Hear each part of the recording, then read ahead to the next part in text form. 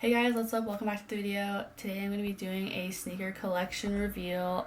These are all sneakers that I've accumulated over the past year. I know, like, over just 1 year. It's kind of crazy. Everything kind of just happened during the pandemic and probably like the beginning of like February or something, but I just thought I would want to show like my sneaker collection and how it has changed over the year, and also what I'm looking to add to it in the next couple months, next 6 months. But yeah, my collection's not that big. I don't have like the typical sneakerhead like stacks of boxes against the wall, but it is expensive. So these are also just some shoes that I might consider selling just because I don't know, there are some that I don't wear as often as the others, and I try to wear like all my shoes because I find purpose in doing that. So the first shoe I'm going to show you is very meaningful to me. It is the shoe that got me started on doing sneaker videos, and that video doesn't really have like that many views. I mean, I don't blame anyone because this is my first video, but this is the Jordan 1 Satin Toe, and this is my first shoe that I purchased off. This is my first off StockX. I don't even remember, but these are very meaningful to me because they kind of jump-started my channel and really got me back into the sneaker game. And these are actually my most comfortable Jordan 1s.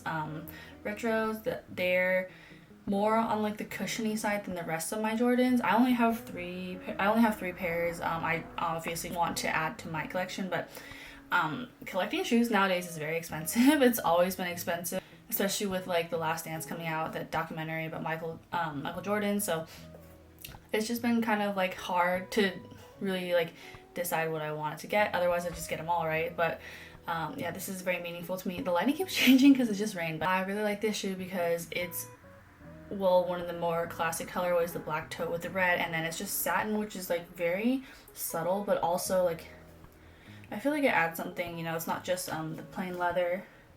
And these are probably most worn for comfort, also go with a lot of my outfits. So this one, I got this for like I think $300 or $400 off StockX. It's very expensive still to me for like a satin toe. It's not like a bigger collaboration, and it was still around like $400, which is the typical retail for Jordan 1s now, especially with like women's sizing and stuff. It's more expensive for the smaller sizes. So this is a shoe that really like means a lot to me. I'm probably never gonna sell this one because I don't know who would buy it, and also it just has a lot of meaning to me with the videos, and my channel has kind of grown, and I've kind of grown over the last year. So Jordan 1 Satin Toe, and I'll link all the shoes that are in this video because I'm pretty sure they're all on StockX anyways.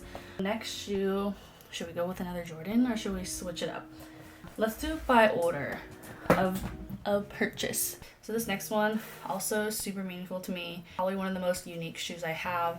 Probably one of the most worn shoes, worn collaborations I've had. And it's just very different from any shoe I've ever seen. And it was shoe of the year last year. It is the Nike Sakai Waffle collaboration in the wolf gray pack. I don't see any shoes with this kind of silhouette. This is more of the artistic side, the Japanese culture kind of coming out, because Sakai is a Japanese streetwear brand, clothing brand. This is one of those that I feel like you catch a lot of head turns, you catch a lot of people's eyes wearing these, and it's not actually that crazy on the foot. I feel like because the color is so subtle, it's more good for like a monochromatic look. And this could probably just like pull your outfit together. Yeah, I really like these. Bought them, I say this in every video, bought them a size too small on accident because this is when I was still trying to figure out like men's equals women's sizing, whatever the equivalent. These were a size too small, and then I'm still able to fit them, they're just not as comfortable. So if I ever get a pair to replenish this one, then I need to go like for my shoe size because they're really difficult to put on. But otherwise, I really just like the detailing on this one. You can see that there's a lot of artistic influence on this shoe, because this shoe came out, I think I don't know if the Daybreaks came out after or before, but you see a lot of those designs kind of like floating above the surface now. So yes, I got these for $500 I think on StockX the month after I got the retro, the satin ones. And another shoe that I'm never gonna sell unless I get another size of it, but they're really beat, so I feel like I don't think anyone wants to buy them anyways, yeah, my Sakai's, probably one of my favorite shoes in my collection. Next shoe, we're just gonna jump again because I don't know, I do what I want, it's my channel. It's a shoe that's not like any other one in my collection, just like the Sakai. It is also not Nike brand, but it's not Adidas brand either.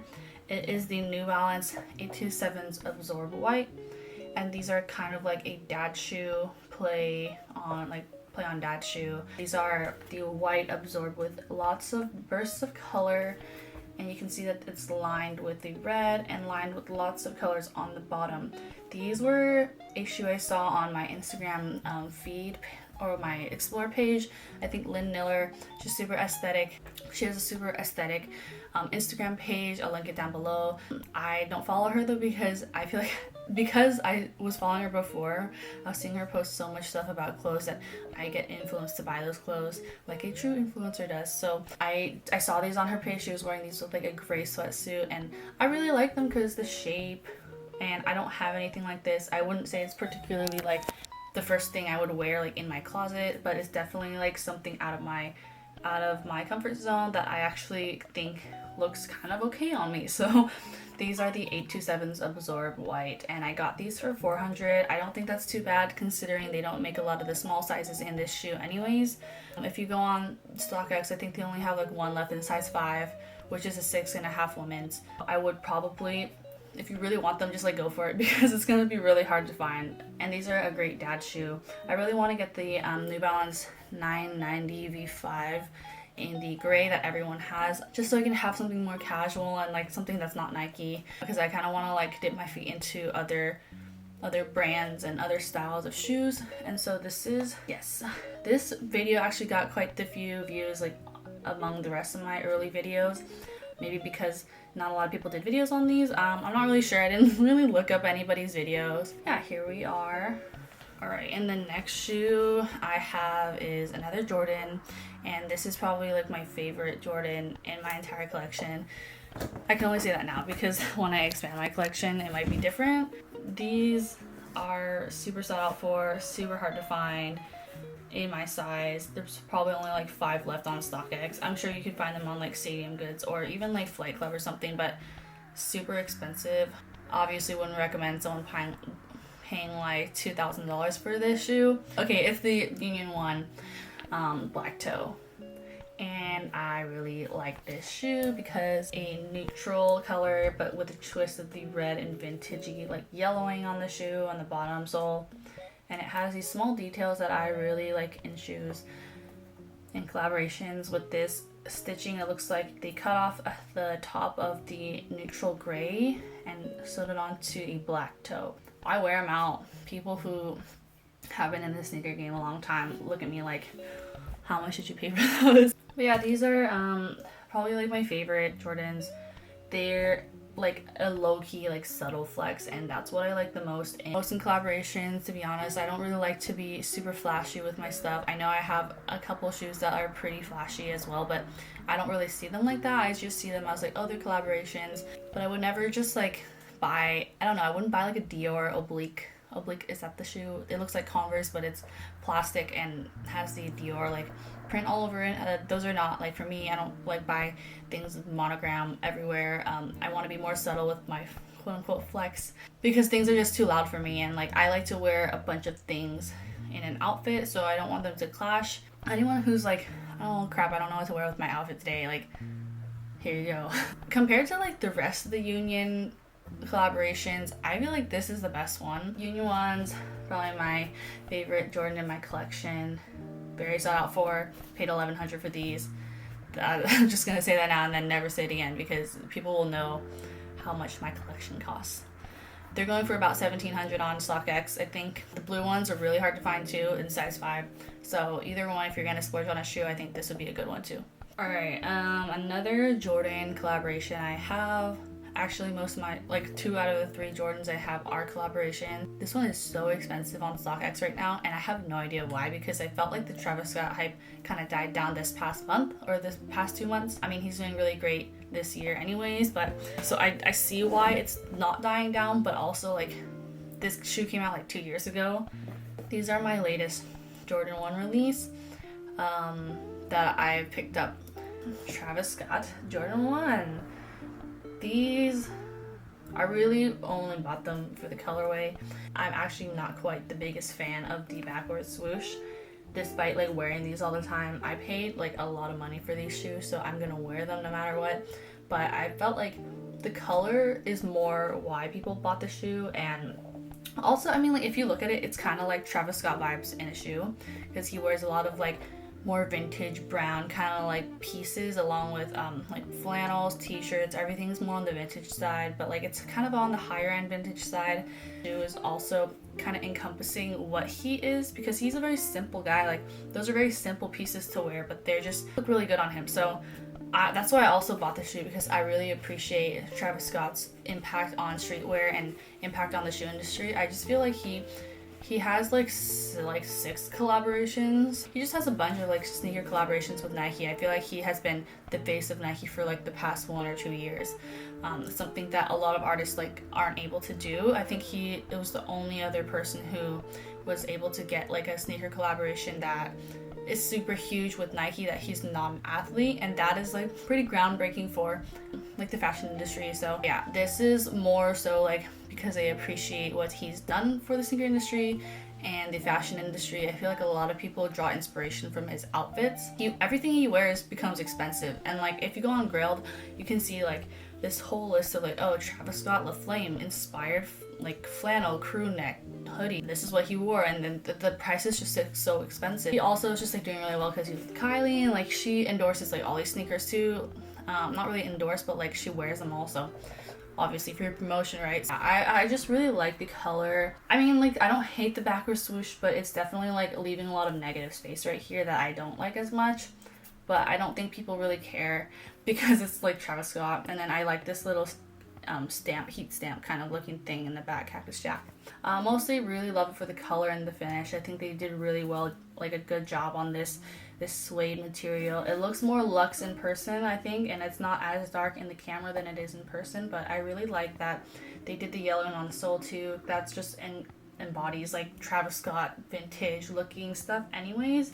Also, they didn't have a brown Jordan 1, and then they came out with the dark mochas. So I obviously think that they draw a lot of inspiration from anything he's done, and they try to remake it into a more cheaper alternative or a more affordable and like easier to attain alternative. This is my most expensive Jordan 1 in my collection. Despite the next shoe I have, this is the most expensive one.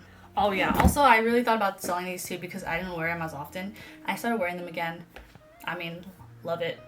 Love the color, love the finish. Really great for fall too. The next shoe, also very groundbreaking. I feel like a lot of my shoes are more on the hype side. Not that I try to do that, I just really like them. Nike SB Chunky Dunky. And this is just one of my favorite shoes ever that I own. Shoes I own are quote unquote considered my favorite because, okay, first of all, look at the detail and the swoosh strip, and this just whole like all the detail in the entire shoe really encompasses and embodies Ben & Jerry's. And Ben & Jerry's is just ice cream company who has no meaning, like no purpose to be in the sneaker streetwear industry, yet they have made such a big impact. It was going viral everywhere. People were eating ice cream out of these sneakers. Like people were just buying this for the hype and not the historical purpose or historical value of like the SB. Obviously everyone loves everything hype, everyone wants to be on the trend, everyone loves attention like that. And like, not gonna lie, I love when people point out my shoes. I love that kind of attention because it just shows me that they know the sneaker industry and they know what they're looking at. But this shoe, people who weren't in the sneaker industry, people who don't know anything about fashion or don't care about it, knew about this shoe. And that's what is so like fun and interesting to me, is that something that was very niche and very like towards one audience and one general consumer is now being spread out to all these people. It was like the most random collaboration. Like what do like Ben & Jerry's know anything about sneakers? Like why can't I like have a collaboration? You know what I mean? Like that was a play on the Kanye West meme. So the Polaroid Lady Gaga meme. Yeah, I just felt like this was one of those shoes that I really appreciate Ben & Jerry's, because during the time of the release, BLM was like coming out, and they released a lot of statements regarding like protests and how they're going to be very supportive of this movement. And even the CEOs and founders, like, they went out there and protested despite like maybe possibly ruining their image, because you know, people don't like to make things political and they don't want to like mix political stuff into their work. But at the end of the day, it's not political, it's just basic human rights. I felt like they were doing a really great job because, well, one, the publicity of that, and then the shoe itself, dude, like look at it, it's just crazy. This is the first collaboration I've seen from a non-athlete, non-celebrity, just another brand kind of like becoming really big. And this was the hype for like the entire summer. This is the talk for the entire summer, because like it's definitely a summer shoe. You know, it's a freaking ice cream in a shoe. Not my most expensive shoe, surprisingly. I don't know. Last shoe is the Nike infrared 90s, like the Air Max 90s. Just bought these recently in November when they first came out, size 5 youth. Got them for retail, which is really great because I never get anything for retail, as you all know. One of my favorite shoes, one of my favorite releases. I love when they bring back old classic colorways of really classic and timeless silhouettes. These are the type of shoes that I would want to replenish in my collection once they get beat up and they're dirty and gone. So got these off the Nike website. It's the, I think, 30th anniversary of the Nike Air Max 90 anyway, so what better way to celebrate than to bring back the most classic and possibly most popular colorway of this shoe. And I think these are like $120, not too bad. I don't get to wear them like that often because, you know, they're infrared. This is more of like a true color. Yeah. I feel like it's more neon than like red, but I still really like them a lot. Try to wear them as often as possible because they're so comfortable and I walk around a lot, so love it. Very brief on those shoes because they're pretty new and it didn't really take me a lot to buy them, or to get them. Thank you guys so much for watching. My last, my Stissy Birkenstock video hit 1,000 views, which is crazy, and like, because I don't really think anybody watches my channel like that. I really appreciate all the constructive criticism, like all the likes, dislikes, comments, anyone who interacts or engages in my videos. Like, it's more of a learning experience for me to make my videos better or make them like just the same, because I think improvement is like where I'm kind of, that's where my goal is like to improve and make really good videos for people who are interested in this industry and interested in these types of videos. I don't plan my videos. This was just like a one-off and I hope it's good. I hope people don't think I'm like bullshitting or like lazy. I just don't like to script my videos because I feel like talking in front of a camera by myself is very natural for me. I feel like I'm more socially awkward in person. So I hope that you enjoyed this video. If you liked any of the sneakers below, or like tell me what's your grail, like tell me what you think is like a sneaker that I should buy. Like, what do you think? Because I'm thinking of the Nike Ambush collaboration, but I don't know, I'm not willing to pay like $500 for a high top dunk. Those are pretty cool. I'm gonna do more kind of like streetwear videos too. Trying to do some lookbooks. It's kind of difficult, it's been rainy, but the winter season is probably the best season to do some streetwear looks. So, and I need to get a mic. I need to get a mic for my videos because I know there's a lot of like in the background. If you like this video, you can give it a thumbs up, you can comment down below, you can subscribe. Do whatever you want with it. It's gonna be here for you to refer back to if you'd like to see my sneaker collection, and I'll link everything down below. Also link my social media channels, and yeah, any video ideas too. I'd love to hear them because I'm kind of running out of some. So yeah, okay, bye guys, see you in my next one.